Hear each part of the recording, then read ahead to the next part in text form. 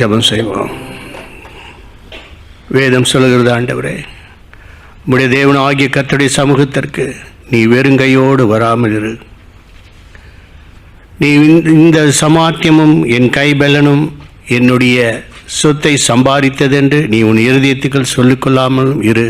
ஏனென்றால் அவரே உனக்கு சம்பாதிக்கிறதான பலனை தருகிறவர்.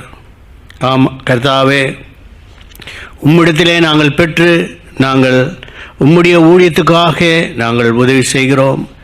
இந்த நாளிலும் கூட கர்த்தாவே, உம்முடைய ஊழியத்துக்கென்று தங்கள் கரங்களை நீட்டின ஒவ்வொரு குடும்பத்தாரையும் நீர் பேர் பேராய் ஆசீர்வதிக்க வேண்டுமாய் செபிக்கிறோம். தேவரீர், உம்முடைய காரியத்துக்கென்று யார் எதை செய்தாலும் கர்த்தாவே, தேவரீர் அதற்கான பிரதிபலனை நீர் அளிக்கிற தேவன். நீ வாக்கு மாறாதவர் கர்த்தாவே.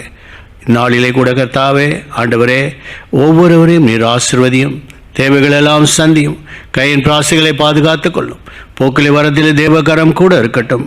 குடும்பங்கள் ஆசீர்வதிக்கப்பட்டிருப்பதாக மீட்பரட்சகரமாகிய இயேசுவின் இனிய நாமத்தில் ஜெபிக்கிறோம், ஜீவனுள்ள நல்ல பிதாவே. ஆமென்.